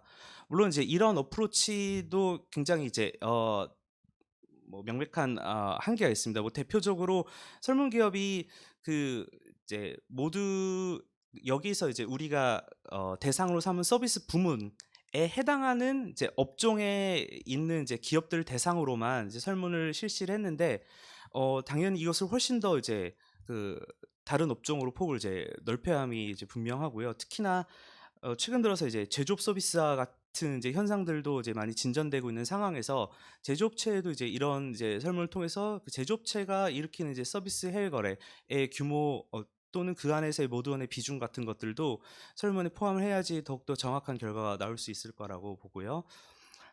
여기서는 이제 그 서비스 분야별로 그 모두원의 이제 총액에 대해서 그 총액 규모에서 이제 비중만을 이제 설문을 했는데, 가능하다면은 교육 상대국별로, 권역별로의 이제 정보도 수집하면은 활용도가 훨씬 높아질 것이 당연할 것 같습니다. 그리고 또 이제 모드 1에 대해서만 중점적으로 이제 비중을 설문을 했는데, 이에 이제 보완되는 방법으로서 이제 모드 4 같은 경우는 기존에 존재하고 있는 이제 기타 데이터들을, 다른 자료들을 활용했을 때 좀 더 정확한 이제 비중 산정에 보완제가 되지 않을까라고 생각을 했습니다. 예를 들어서 기업 대상으로 해외 진출해 있는 이제 기업들이, 그쪽에 파견한 인력들이 어떤 업무에 얼마 정도 이제 규모로 이제 업무에 투입되고 있는지에 대한 이제 설문 같은 것들을 실시해서 모드 1의 이제 수출 측면에서의 좀 더 모드 4의 수출 측면에서의 이제 더 정확한 규모를 좀 파악할 수 있을 것 같고요. 수입 측면에서도 우리나라에 거주하고 있는 해외 사업자들 대상으로 그들의 이제 소득 정보를 통해서 모드 4로 인해서 이제 수입되는 서비스 거래 규모를 파악하는데 좀 더 도움이 될 수 있을 거라 생각이 됩니다. 마지막으로 이제 이러한 방법론을 그럼 디지털 서비스 무역을 추계하는데 어떤 식으로 좀 연계를 해볼 수 있을까 생각을 했을 때 아까 잠시 말씀드렸다시피 모드원이라고 해서 이제 단지 이제 원격 배송이 된다 뿐이지 그것이 이제 디지털로 전송된다라는 걸 담보하지는 않는데요. 이제 이런 형태의 이제 설문이 진행이 된다라고 하면은 좀 더 그 이제 범위를 좁혀서 예를 들면 이제 그 전화나 팩스나 뭐 대면 비대면 미팅 또는 이제 이런 국제기구 이제 정의상에서는 이제 심지어 이메일 같은 것도 사실은 이제 그 디지털 전송으로 보지 않는데 이런 것들도 다 제하고 순수하게 인터넷 네트워크를 통해서만 이제 전달된 이제 서비스의 비중이 얼마인지를 이제 묻는 형태의 설문을 통해서 조금 더 정확한 디지털 서비스 무역 규모를 좀 추산을 해볼 수 있을 것 같습니다. 실제로 이제 미국 같은 경우에 이제 원래 이제 B120이라고 해서 이제 상무부 경제분석국이 이제 서비스나 지식재산권을 해외 거래하는 이제 사업체들 대상으로 그 정기적으로 수행하는 이제 설문이 있습니다. 이제 여기서 작년에 이제 좀 전면적인 개정이 일어났는데요. 여기에 굉장히 이제 유사한 형태의 이제 질문이 삽입되면서 2022년도부터는 아마 이제 이러한 설문을 통해서 그 일정 규모 이상의 이제 해외 서비스 거래를 한 모든 사업체 대상으로 이런 데이터를 이제 수집하기 시작했습니다. 그래서 우리나라 또한 이제 관련법 보완 등을 통해서 좀 ICT 기반의 이제 서비스 무역 통계에 대한 마이크로 데이터 수집 검토가 필요한 시점이지 않은가 싶습니다. 이상으로 발표를 마치겠습니다. 감사합니다. 예, 감사합니다. 그 좀 사실 좀 많이 길었는데 그 이제 좀 그 법적인 측면에서 넘어가서 좀 논의를 해보려고 하는데요. 사실 통상법에서는 훨씬 더 재밌는 얘기들을 많이 합니다. 그러니까 그 우리가 데이터로 확보할 수 있는 부분의 것들을 넘어서 이제 개념적인 것들을 많이 좀 정리를 하고 있고요. 이제 그 뭐 아까 얘기했던 인터넷이라든지 아니면은 뭐 데이터 현지화라든지 클라우드라든지 조금 더 이제 그 잡히지 않는 얘기들을 많이 하고 있고 이제 거기에서 우리가 어떻게 해야 되는지 제도적인 얘기들을 하고 있는데 이제 그 성신여자대학교 권호열 교수님께서 이제 발표를 해주실 예정입니다.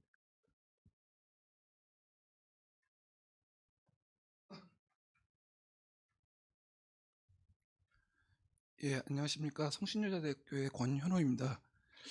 제가 지금 시간이 너무 많이 지나서 앉아 계신 분들 많이 힘드실 텐데 정말 간단하게 그렇지만 핵심만 전달해 드리고 빨리 마칠 수 있도록 하겠습니다. 제가 오늘 말씀드릴 내용은 좋은 기회가 있어가지고 저희가 한국형 디지털 통상협정의 어떤 표준 모델이다라고 하는 측면을 연구를 하게 됐습니다. 이 기회가 저로서는 상당히 아주 재밌었던 시간이었고요. 근데 이제 말씀드리겠지만 역시 앞에서 경제학 하시는 분들과 이제 법학 하시는 분들의 이제 접근 방법이 다르다 보니까 보면은 경제학 하시는 분들은 숫자로 말씀하시는데 저희는 그냥 말로 떠듭니다. 그래서 어떻게 보면은 과연 이것이 과연 맞는 방법인가, 어떻게 보면 뜬구름 잡는 얘기 아닌가라고 생각하실 수도 있겠지만 가능하면 저희 이제 방법론이 약간 좀 차이가 있다라는 점 좀 이해를 부탁드리고요. 제가 오늘 말씀드릴 내용은 크게 이렇게 세 가지입니다. 이 4번에 해당하는 내용이 어떻게 보면 저희 이번 연구의 결론에 해당하는 내용이고요. 그 결론에 도달하기 위해서 두 번째, 세 번째, 그러니까 표준 모델 설정을 위한 어떤 형식적인 측면, 그 다음에 내용적인 측면을 기존에 나와 있던 다양한 국제 협정들, 디지털 통상 협정들에 근거해서 분석을 했습니다. 하나씩 살펴보시면 이번 연구의 어떤 필요성 목적은 뭐 다들 아시는 것처럼 이 법이라는 게 시대를 못 따라갑니다. 항상 뒤처집니다. 그러다 보니까 이 뒤처지는 법을 국제협정은 훨씬 더 국내법보다 훨씬 더 뒤처집니다. 과연 그러한 뒤처지는 법을 어떻게 하면은 우리가 국제사회에서 보다 좀 앞선, 어차피 뒤처지는데 그나마 좀 앞선 협정을 만들 수 있지 않을까, 그걸 한번 검토해보고 싶었고요. 특히 우리나라 입장에서 과연 디지털 통상협정이라는 기본 모델을 만든다면은 과연 어떤 점을 고려해야 될까, 이 점에 좀 초점을 두고 싶었습니다. 그러다 보니까 저희는 연구 방법에서 주로 이제 CPTPP 이제 협정 이후로 나타난 디지털 통상 협정들을 기준으로 삼았고요. 그 협정들에 대한 각 조문을 저희 이제 이따 나오겠지만 개별 이제 이슈마다 다 나눠서 분석을 하나하나 다 했습니다. 그런데 이 연구 자체가 일정한 한계를 갖고 있는데요. 첫 번째는 아까도 이미 나왔던 이 디지털 협정이라는 것, 디지털 무역이라는 게 도대체 무엇이냐라는 이 풀리지 않는 근본적인 어떤 한계, 그 부분에 대해서 좀 한계가 있고요. 그다음 두 번째는 저희가 두 번째, 세 번째가 좀 연관되는 쟁점인데, 저희가 연구를 최초에 시도할 때는 진짜 대한민국의 디지털 통상협정 표준을 만들고 싶었습니다. 이제 모델을 딱 만들고 싶어서 이것이 대한민국의 디지털 모델 협정의 표준입니다라고 제시를 해드리고 싶었는데, 연구를 하면 할수록 그것이 어렵다는 것을 깨닫기 시작했어요. 왜냐, 그 조항 자체가 예를 들어서 뭐 뒤에 나오겠지만 뭐 최신 내용이 반영됐다, 뭐 AI, 뭐 핀테크 이런 내용이 반영됐다고 해서 그것이 더 개방적인 협정이고 더 진보적인 협정이고, 그 조항들이 들어가지 않았다고 이 조항이 아웃 오브 데이트 된 것이고, 이렇게 판단하기 어렵다는 것이죠. 그런 어떤 내용적인 한계가 있고요. 두 번째는 어떤 한계가 있냐면, 저희가 연구를 할 때 일단 시간적인 좀 한계가 많았습니다. 연구 기간에 한계가 많아가지고 원래 제대로 연구를 처음에 추진하려고 했을 때 의도는 각 산업체별로 대표하는 산업군을 나눠서 산업체별로 산업에서 과연 어떻게 생각하는지, 어떤 면이 우리나라한테 그 산업의 이익을 위해서 어떤 점이 필요한지 이야기를 듣고 싶었는데 그 부분이 빠졌습니다. 그래서 저희가 이번 연구 자체는 어떻게 보면은 문헌적인 분석에 근거해 가지고 내용을 진행했다라는 말씀을 드리고요. 그런 제한적인 상황에서 일단 첫 번째 형식적 고려사항, 과연 우리나라가 디지털 통상협정을 만든다면 과연 무엇을 고려해야 될 것인가, 첫 번째 형식적인 측면을 먼저 검토해 봤습니다. 이를 위해서 제일 먼저 살펴본 것이 미국하고 EU의 디지털 통상협정의 유형을 쭉 검토를 해봤는데요. 그러니까 첫 번째 유형으로 나타나는 것이 전통적 무역협정 내의 전자상거래 규범을 논의하는 형식입니다. 뭐 대표적인 이게 가장 기본적인 형태고, 우리나라 같은 경우는 이미 이제 2000년대 초반에 중후반에 나타난 뭐 한미 FTA에서 전자상거래 챕터 들어간 거, 그런 내용들입니다. 그리고 두 번째로 나타난 유형이 디지털 통상 규범에 특화된 협정 형식이라고 나타났는데, 이게 최근에 가장 자주 나타나고 있는 형식이고요. 뭐 디지털 통상 협정 또는 무역 협정, 그리고 범위를 좀 더 넓혀서 디지털 경제 협정의 형태로 채택이 되고 있습니다. 그래서 가장 최신화된 형태고 독립된 형식을 띠고 있다. 그리고 이 협정들의 이러한 형식이 가진 협정들의 특징은 디지털 이슈에 대한 어떤 포괄적인 접근이 가능하다라는 점입니다. 그래서 예를 들면 대파 같은 경우에는 각 모듈별로 다양한 내용들을 포함하고 있고, 이 안에서 실체적인 또는 절차적인 기준을 제시를 하고 있다라는 특징을 갖습니다. 그다음에 세 번째 형식은 무역 투자 관계에서 디지털 분야 협력을 추구하는 형식이라고 저희가 분류를 했는데, 그러니까 대표적인 게 이건 미국식 방식입니다. 미국의 이제 무역 투자 기본 협정 티파라고 보통 얘기를 하죠. 이 무역 투자 기본 협정 형식으로 나타나는 형식인데요. 문제는 이 무역 투자 기본 협정 형식의 경우에는 이 통상 규범을 직접적으로 포함하지 않는다는 어떤 특징이 있습니다. 대부분이 무역 관련, 투자 관련 어떤 현안을 그냥 논의하고 협력 방안을 모색하는 어떤 그러한, 어떻게 보면은 구체적인 내용적으로는 어떤 협력 위주의 그런 방식이 되고 있고요. 이 형식은 미국 방식의 주된 어떤 형식이라면, 기타 유형에서는 이제 요즘에 나타나는 방식이 이제 유럽식으로 EU가 체결하는 방식의 디지털 어떤 협력을 추구하는, 그러니까 DPA 방식이 있습니다. 그리고 복수국가 협정을 전제로 해서 뭐 통상 규범을 개선 및 최신화를 추진하거나 협력 플랫폼을 구축한다라는 방식은 이게 이제 CPTPP 형식으로 이제 어떤 지역 무역 협정 형식으로 나타나거나 아니면은 IPEF처럼 그런 형식으로 나타나는 것을 뜻합니다. 그래서 이렇게 미국과 EU가 요즘에 주로 추진하고 있는 협정의 어떤 형식적인 유형 네 가지를 살펴봤고요. 그런 형식에 따라서 이제 기존에 나와 있던 협정들을 쭉 분류를 해봤습니다. 그래서 지역 무역 협정 형식, 뭐 기본 협정 형식, 무역협정 형식 등등 맨 왼쪽 칼럼부터 쭉쭉 정리를 해봤고요. 이러한 형식으로 이제 구분을 할 수가 있겠습니다. 그 다음에 이제 미국과 EU 형식을 좀 검토했으면은 그 다음에는 다자무역, 지역무역 체제의 논의 형식을 살펴봤는데요. WTO에서는 지금 전자상거래 협상이라는 이름으로 협상이 진행되고 있는데 사실 진행되고는 있는데 그 아직까지 구체적인 결실은 없는 형식입니다. 그리고 대부분의 내용은 이 지역무역 체제에서 디지털 통상협정을 띄고 있다. 그러니까 아까 뭐 미국식, EU식이라는 게 결국 여기에 속하는 것이고요. 그 구체적인 어떤 모습을 살펴보면 FTA 내의 조항 또는 챕터로 나타나는 어떤 형식이라든가 아니면 FTA 장을 대체 또는 개정하는 방식. 그러니까 예를 들면 우리 한싱 FTA에서 디지털 전자상거래 챕터가 이제 한싱 DPA로 바뀌는 그러한 모습을 볼 수 있고요. 독립된 협정 형식 같은 경우에는 뭐 미국과 일본 간의 DTA 체결한 그런 형식을 들 수 있겠습니다. 자, 그러면 이러한 어떤 기존에 나와 있는 어떤 협정들을 형식을 쭉 검토를 해봤는데요. 그럼 과연 이렇게 기존의 통상 규범과의 어떤 이렇게 디지털 협정이 어떤 관계 설정을 할 때 어떤 부분을 고려해야 되는가? 그래서 몇 가지 저희가 제안드릴 사항을 좀 적어봤습니다. 그래서 첫 번째가 FTA 전자상거래 챕터의 범위를 정하는 사항 해가지고요.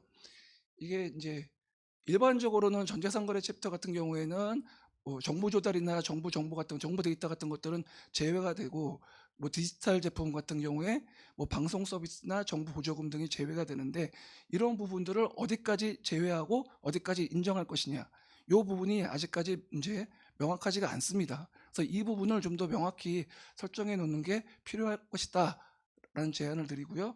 이 관련되는 내용이 지금 한싱 FTA서부터 시작해가지고요 쭉 정리가 돼 있습니다. 그래서 뭐 A1 같은 경우는 정보 조달에는 적용하지 않음, 그다음에 A2 같은 경우에는 정보에는 적용하지 않음 해가지고 기존 협정들이 과연 어떻게 규정하고 있는지를 쭉 데이터를 한번 쭉 정리를 해봤습니다. 그 다음에 기존 통상규범과의 관계 설정에서 고려해야 할 요소 두 번째 문제로는 디지털 통상규범의 대상을 명확히 하는 문제라고 정리를 했는데요. 아까도 발표하셨던 게 중복되는 어떤 쟁점인데 과연 디지털 제품, 뭐 전자적 전송 이 개념이 지금 현재 저희가 분석한 협정마다 다소 차이가 있습니다. 그리고 이에 대해서는 아직까지도 어떤 국제 협정 사이에 통일된 어떤 정의가 내려져 있지 않습니다.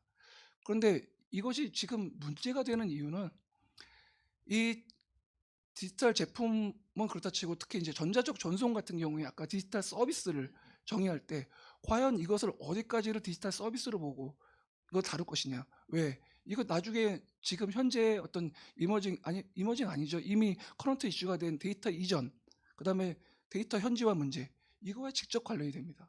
그래서 과연 이런 규율 대상을 어떻게 명확히 할 수 있을까? 근데 솔직히 저희가 이번 연구 자체에서 이 부분을 이렇게 하는 것이 명확하다라고 정의를 내리진 않았습니다. 이 부분에 대해서는 조금 더 논의가 있어야 될 부분이라 생각을 합니다.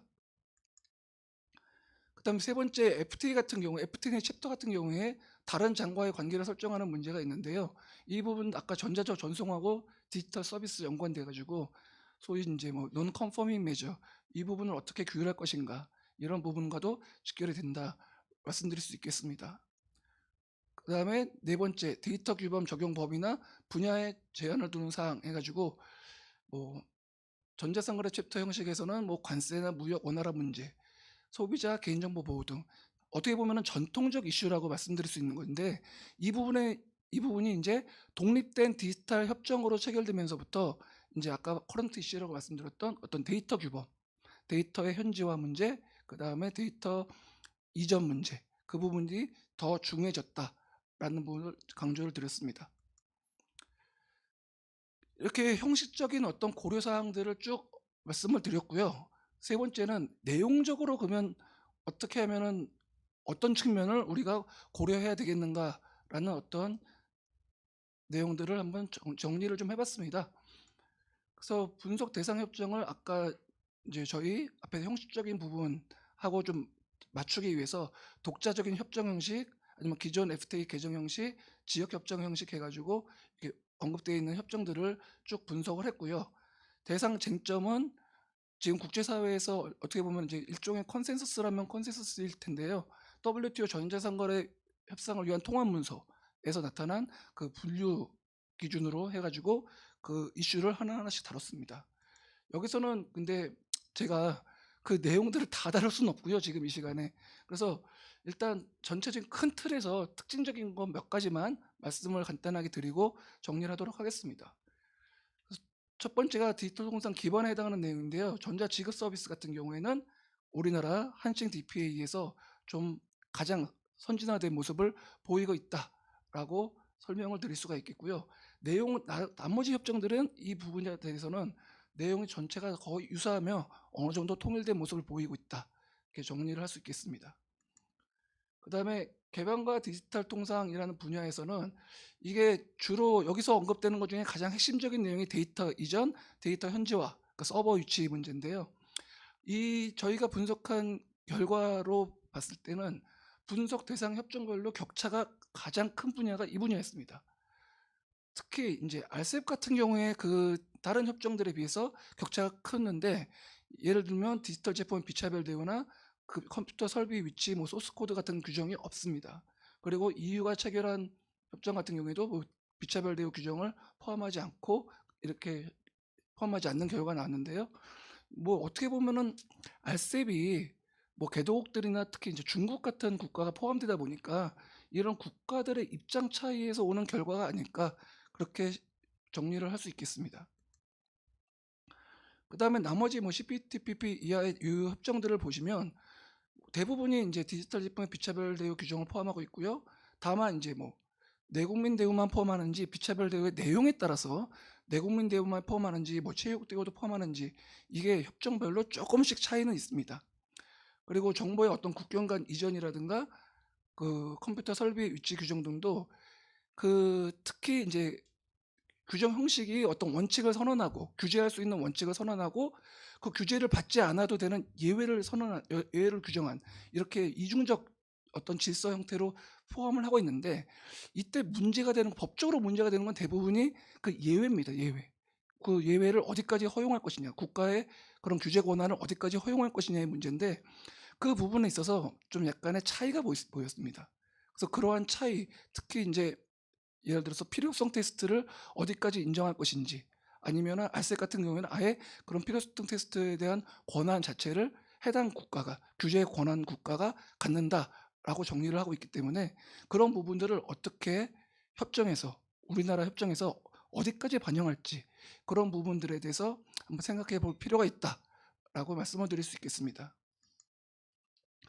그 다음에 관세 부과 부분은 뭐 대부분 이제 약간의 차이가 나는데요. 차이가 극명하다고 했는데, 크게 보면은 뭐 RCEP 같은 경우에는 이 관세 부과에 대해서 이제 WTO 협정의 결과를 따른다라는 조항이 단서 조항이 들어갔기 때문에 그런 부분들에서 차이를 나타내고 있고요. 나머지 협정들은 대부분 의무화 규정을 포함하고 있다라고 말씀드릴 수 있겠습니다. 그다음에 세 번째, 신뢰와 디지털 통상 분야에서 대표적인 게 온라인 소비자 보호, 개인정보 보호 이 분야인데요. 이 부분은 대부분이 이제 전통적인 이제 협정 형식이고요. 전통적으로 이제 다뤘던 이슈 분야고요.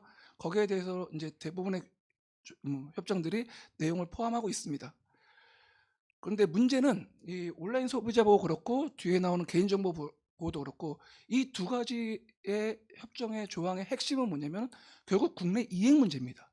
국내 이행을 어떻게 국내법으로 이행할 것인가의 문제인데, 이 부분에 대해서는 협정 자체에서는 구조가 이제 어느 정도 통일화되고 있다라고 말씀드릴 수 있겠지만, 과연 그것이 개별 국가들의 국내 이행할 때 문제도 개별 국가들이 받아들이는 정도도 통일됐느냐, 저는 그렇게까지 통일됐다고 보기는 좀 어렵지 않을까라는 좀 생각을 전달해 드립니다.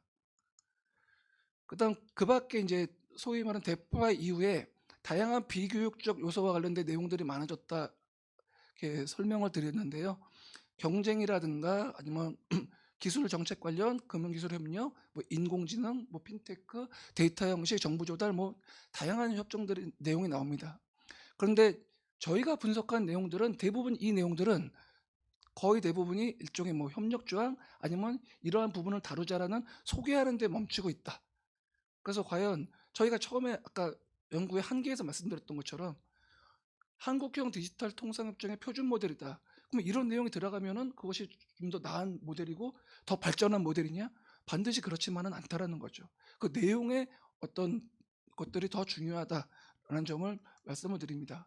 그래서 결론적으로 과연 그러면 우리나라가 표준 모델을 설정할 때 과연 그것을 어떤 방향으로 무엇을 고려하는 것이 바람직할까에 대해서 정리를 해봤는데요. 첫 번째는 전통적 기준에 의한 모델 해가지고 기존에 나왔던 모델들을 이렇게 분석을 했다라는 것이고요. 그 다음에 새로운 기준에 의한 모델 요소는 전통적인 어떤 그동안의 협정들이 무역 자유화의 측면을 강조했다. 그러니까 시장 개방하고 비차별 대우하고 뭐 관세 부과하지 않고 이런 무역 자유화의 측면을 고려했다면 이제 새롭게 나타나는 협정들은 그렇게 전통적인 무역 자유화의 요소보다는 조금 더 좀 자유로운 비교육적 요소들이 고려가 필요하지 않을까라는 제안을 드렸습니다. 연구자 입장에서 드리는 제안이고요. 예를 들어서 지속 가능한 발전이라든가 포용적 경제 성장 아니면 뭐 개도국에 대한 뭐 지원 이런 문제들이 함께 고려돼야 하지 않느냐라는 점을 말씀을 드렸습니다. 그리고 이제 본격적으로 형식적 측면을 앞서 봤던 형식적 측면에 대한 어떤 결론인데요. 그것에 따라서 표준 모델을 저희가 구분을 해보면 첫 번째 1단계 형식 모델 해가지고 몇 가지 이제 형식을 구분을 했습니다. 첫 번째 형식 모델은 정치적이나 도의적 의무를 이행하는 특정한 형식이 없는 이를 신사협정으로 분류될 수 있는 경우 그랬습니다. 그러니까 이미 이것의 예는 뭐 EU 일본 디지털 파트너십이라든가 우리나라가 EU와 체결한 디지털 파트너십 이런 것들이 있습니다. 이런 것들은 어떻게 보면은 신사협정이기 때문에 뭐 조약으로서의 어떤 그런 의무가 발생하는 건 아니고요. 2단계 협정 역시 조약으로 분류가 안 됩니다.